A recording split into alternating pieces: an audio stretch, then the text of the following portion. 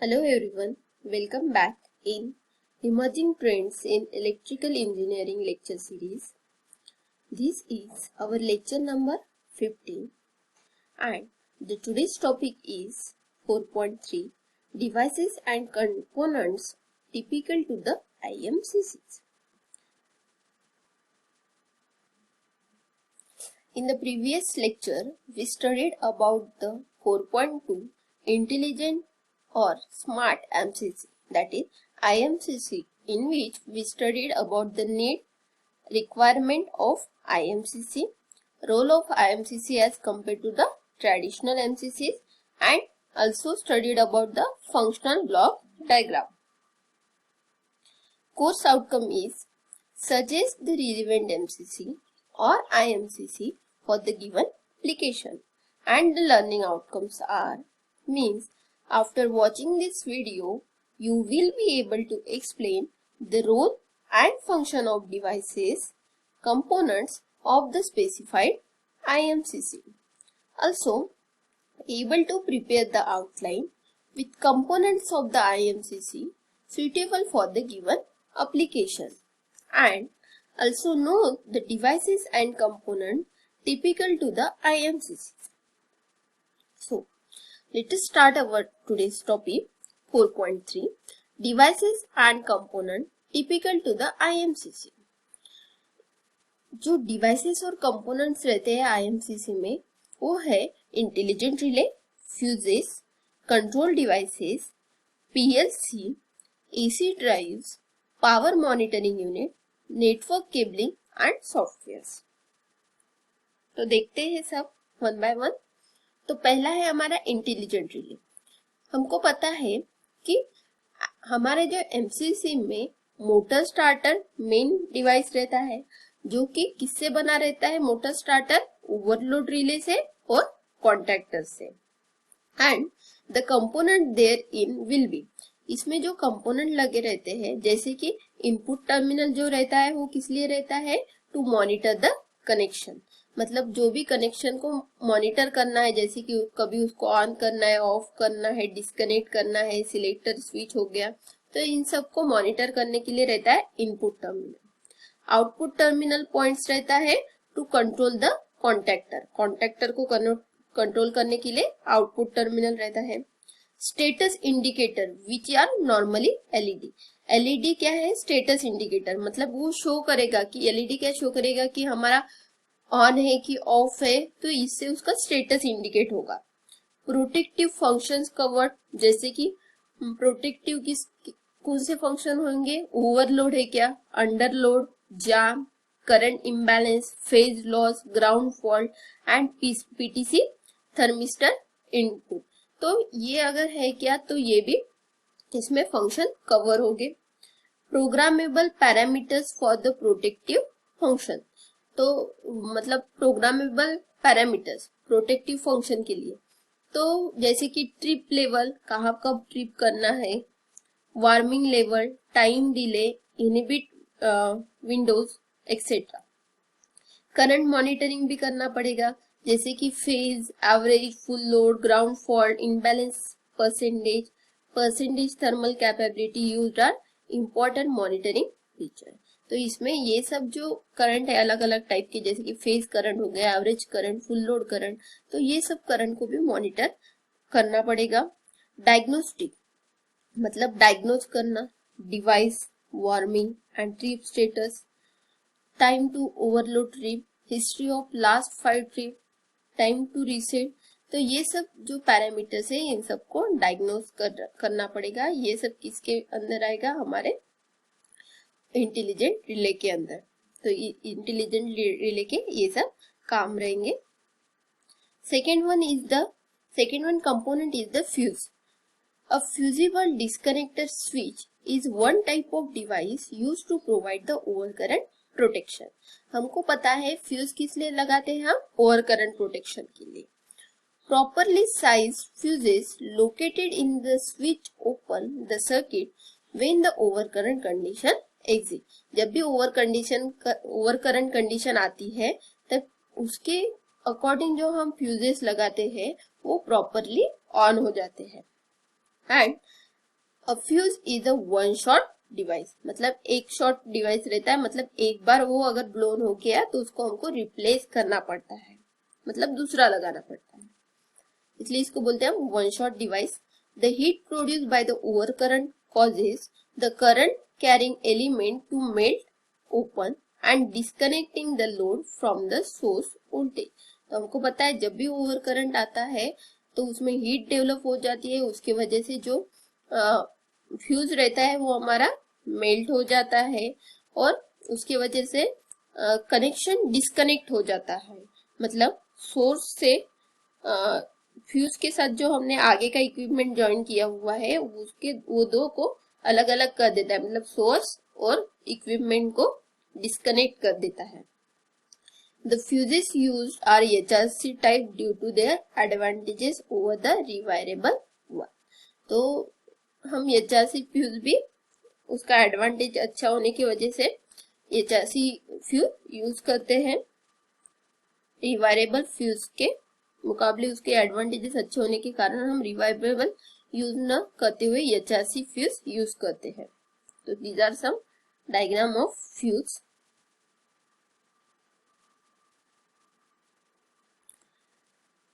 Non-time delay fuse. Non-time delay fuses provide the excellent short circuit protection.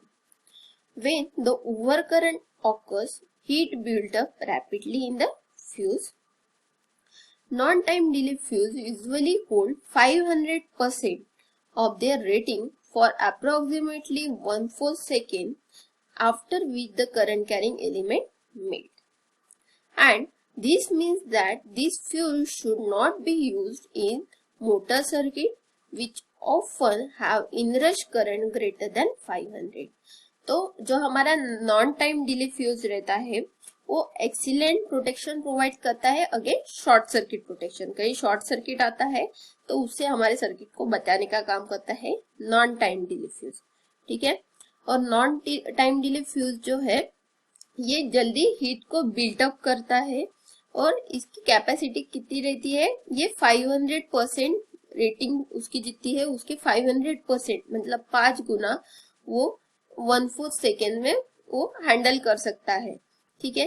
अगर पर हमारे जो मोटर सर्किट में वगैरह इनरश करंट जो रहता है 500% से भी ज्यादा रहता है, तो उस कंडीशन में हम ये फ्यूज नहीं यूज कर सकते हैं। तो नेक्स्ट है हमारा time delay fuse. Time delay fuse provide the overload and short circuit protection. ये ओवरलोड भी प्रोटेक्शन करता है और शॉर्ट सर्किट भी करता है।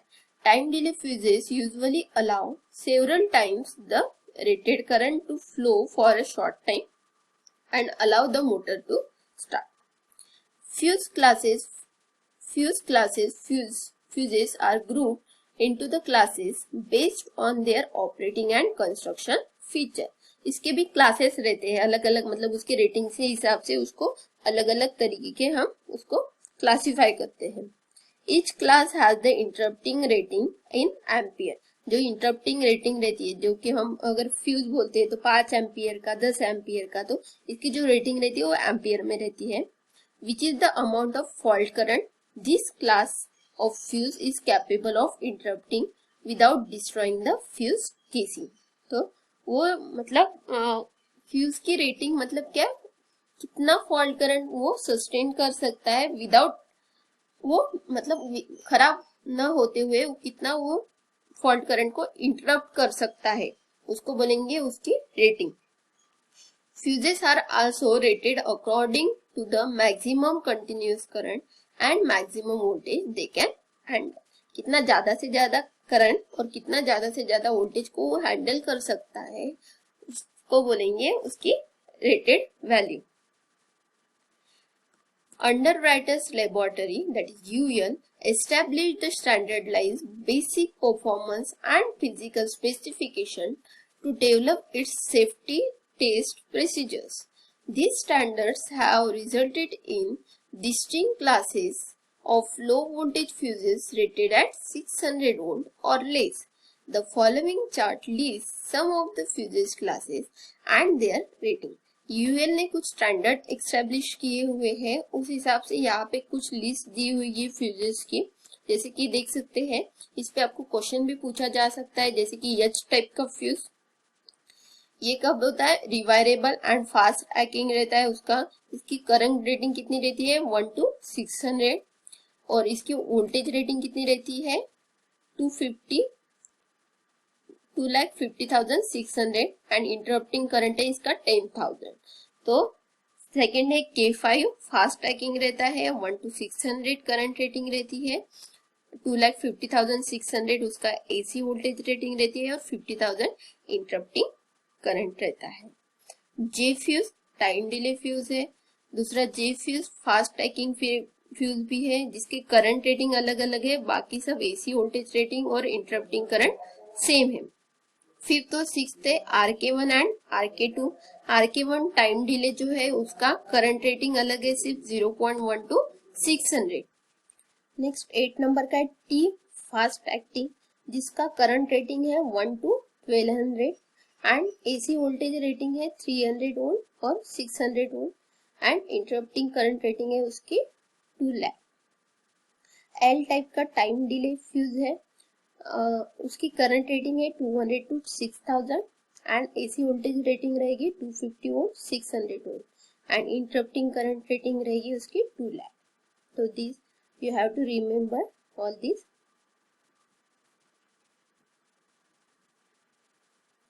नेक्स्ट है कंट्रोल डिवाइसेस। कंट्रोल डिवाइसेस में सबसे पहला कंट्रोल डिवाइस आता है हमारा सर्किट ब्रेकर। सबको पता है circuit breaker, a device use for over current protection is the circuit breaker. Circuit breaker का काम क्या है, ओवर करंट से प्रोटेक्ट करना। In addition to provide the over current protection, a circuit breaker provides a manual means of energizing and de-energizing a circuit. वो energize और de-energizing करने के लिए भी उसको हेल्प करता है। This figure shows the sample circuit breaker use to motor circuit. जो मोटर सर्किट में हम सर्किट ब्रेकर यूज करते हैं ये वाला है। वन की advantages of the circuit breaker is that it allows a circuit to be deactivated quickly after short circuit or overload is cleared by simply resetting the breaker।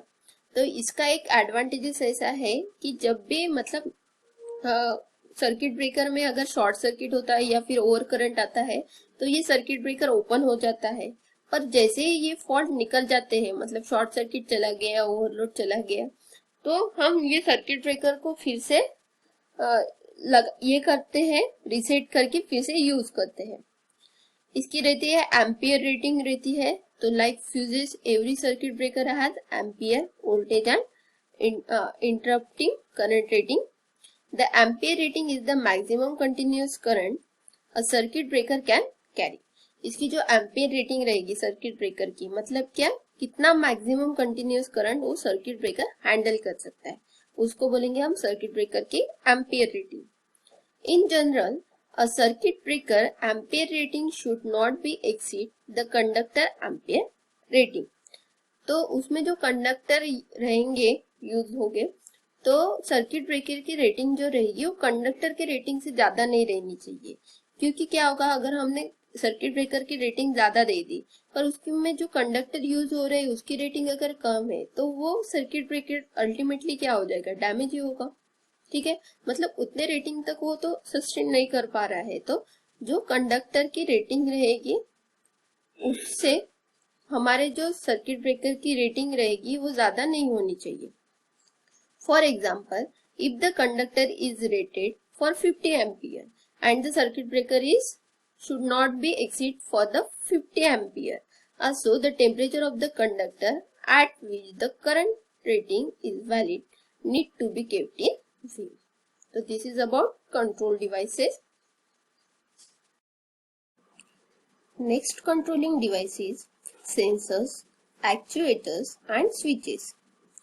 It covers a wide range of sensing options for any application, from sophisticated non-contact sensing solution to rugged mechanical actuated switches. It includes the photoelectric sensors, inductive capacitive proximity sensors, power sensor, limit switches, pressure valves, temperature sensors, etc. The sensors provide feedback information in the motor control loop. Sensor जो रहते हैं ये sensing का काम करते हैं, जो कि सोफिस्टिकेट वे में काम करते हैं। इसमें अलग अलग तरीके के सेंसर्स रहते हैं, जैसे कि फोटो इलेक्ट्रिक हो गया, इंडक्टिव कैपेसिटिव प्रॉक्सिमिटी सेंसर हो गया, पावर सेंसर्स हो गया। तो there are many types of sensors उसमें यूज होते हैं। एंड द सेंसर जो रहते हैं वो फीडबैक इंफॉर्मेशन प्रोवाइड करते हैं मोटर कंट्रोल लूप को, कि इससे पता चलता है कि मोटर की स्पीड इंक्रीज करना है कि डिक्रीज करना है। सेंसर को सेंस करते हैं, फीडबैक देते हैं और उस हिसाब से मोटर की स्पीड कंट्रोल की जाती है।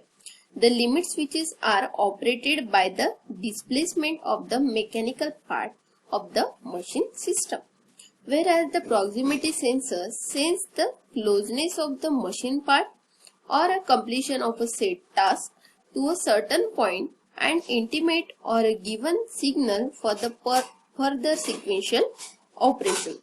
जो proximity sensor जो रहते हैं वो भी सेंस करने का काम करते हैं और उसको सेट टास्क दिया रहता है।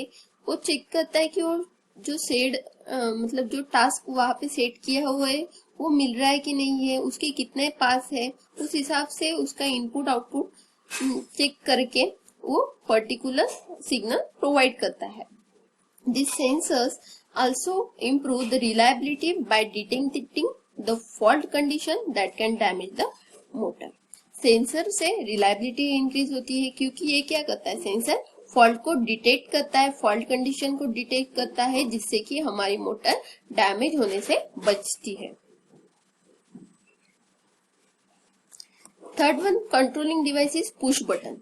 There are used to intimate control operation such as start and stop, inch etcetera. ये किस लिए करते हैं हम, पुश बटन किस लिए यूज करते हैं, मोटर को स्टार्ट करने के लिए या फिर स्टॉप करने के लिए या फिर इंच करने के लिए। Next controlling device is pneumatic valve. Pneumatic valves control the flow of compressed air in a specified path. Pneumatic valve का काम क्या रहता है, जो एयर है उसका कंप्रेस्ड एयर का फ्लो को मेंटेन करना। The direction of flow is indicated by an arrow. Actuation may taken place manually, mechanically, pneumatically or electrically. Automated system generally use solenoid actuator valve that form the interface between the pneumatic and electric control. The valves are switched by means of the output signal from the control section and they close or open connection in the pneumatic power section. They also have directional characteristic. The main function of the electrically actuated directional control valve include connecting or shuffling off the compressed air supply and retracting and advancing the cylindrical devices. Fourth one is the PLC, that is Programmable Logic Controller. This is a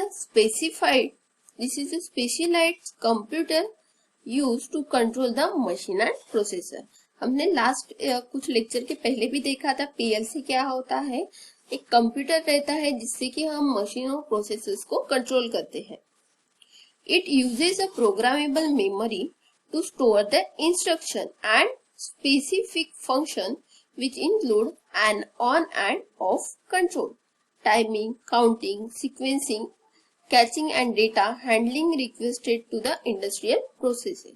हमने देखा था कि PLC में एक memory रहती है, programmable memory रहती है, जिसमें कि बहुत सारे इंस्ट्रक्शन स्टोर रहते हैं, कुछ फंक्शन स्टोर रहते हैं कि ऑन ऑफ करने के कंट्रोल से वो रहते हैं, टाइमिंग, काउंटिंग, सिग्नल सब स्टोर रहते हैं और उस हिसाब से वो वर्क करते हैं और मशीन और प्रोसेसेस को कंट्रोल करते हैं।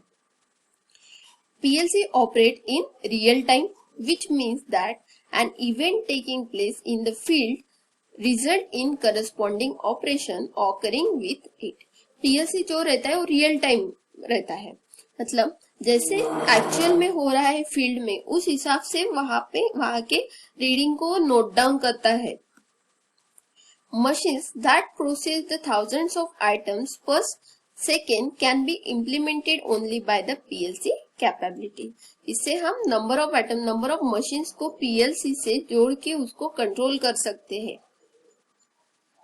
Next one component is the AC drives. This diagram shows the AC drives. In these drives, for motor, power electronic device are used to control the electric source voltage into the required form, terms of magnitude and frequency.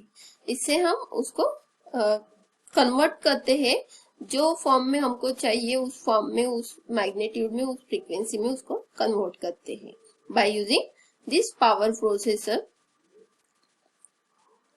This converted or derived quantity are fed to the motor to achieve the relevant torque speed characteristic as per the requirement of the load.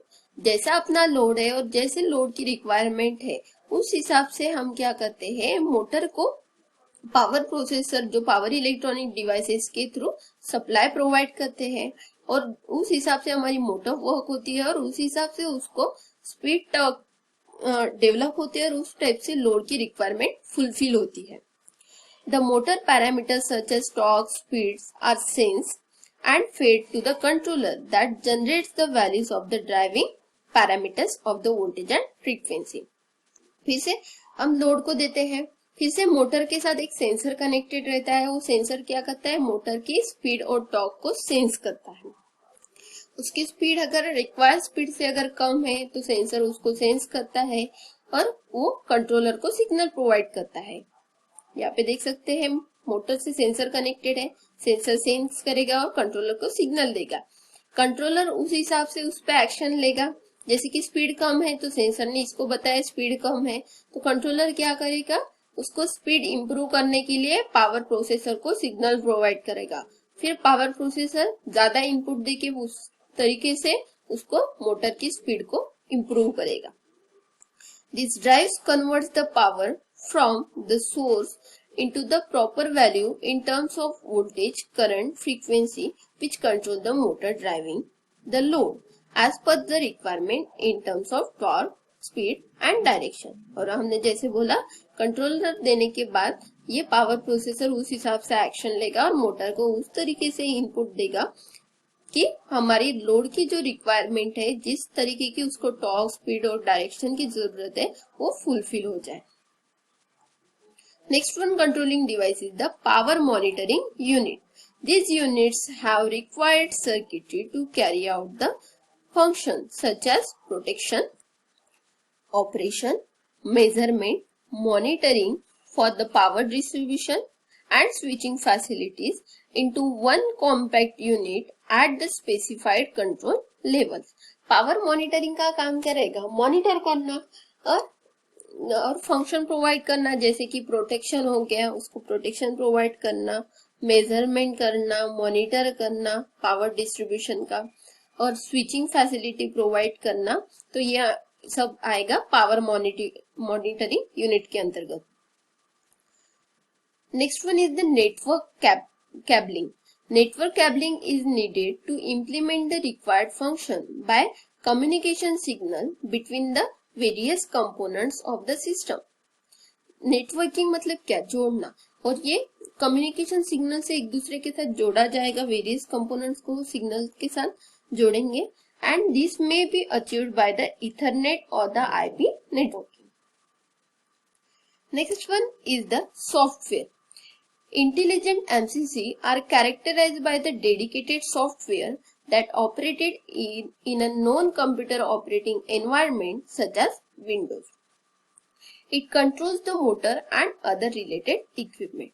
हमारे जो MCCs में main रहेगा software भी use हो गए, तो software जैसे कि विंडोज हो गया जो कि हमको मोटर और अदर इक्विपमेंट को कंट्रोल करने में काम में आएंगे। Intelligent MCC software is characterized by ability to operate in a GUI environment. मतलब जो भी GUI environment है, जैसे कि हमारा विंडोज हो गया, इसमें वो सॉफ्टवेयर वर्क होने वाले रहेंगे। Has a unique MCC documentation to initialize the screen. Third one is the initiate the network communication which establishes the device as recognized, and entities on a network may sometimes be a software. The user only need to sit back and let the software call the pre-configured devices to match the device information with the user database and display the pre-configured screen showing most common parameter. मतलब जो भी common parameter रहेंगे वो screen पे show होंगे. MMC line of view, realistic dynamic display, unit view, event logging, spreadsheet view and includes all user specific documentation. मतलब कि इसमें जैसे कि यूनिट व्यू शो करेगा, जो भी इवेंट होता है उसको लॉगिंग करेगा, मतलब मेंटेन करके रखेगा, उसकी स्प्रेडशीट व्यू में उसको वो डेटा को कलेक्ट करके रखेगा एंड जो भी यूजर है वो डेटा को फिर से यूज कर सकेंगे. यूनिट वायरिंग डायग्राम रहेगी, as build drawing of the MCC lineup, product user manual and spare parts list database that allow user to add and change the information, especially wiring diagram. तो इस तरीके से software के दिए रहेंगे हमारे पास.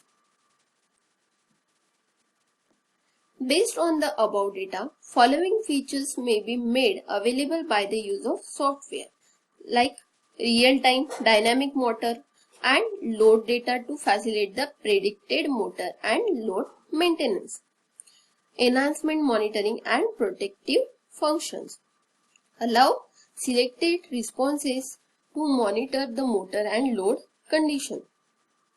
Alert the user to an impeding problem and prevent the unwanted shutdown. Alert the user to cause the trip or warming or simplifying the maintenance. Tailor-made protective functions for the load. Get warning of the developing problem before a trip occurring. Gather dynamic load information. Select the response of the protective devices and know the causes of the device tripping. System operation governed by the security link and encrypted communication from the authorized system operator. So let us summarize our today's session. In this session, we studied about the various devices and components typical to the IMCCs like intelligent relay, fuses, control devices, PLC, AC drive, power monitoring unit, network cabling and software. Assignment for the today's session: state the devices and component typical to the IMCC and states its some function. POs satisfied by the today's lecture are PO1, PO2 and PO7. Thank you for watching this video and keep learning.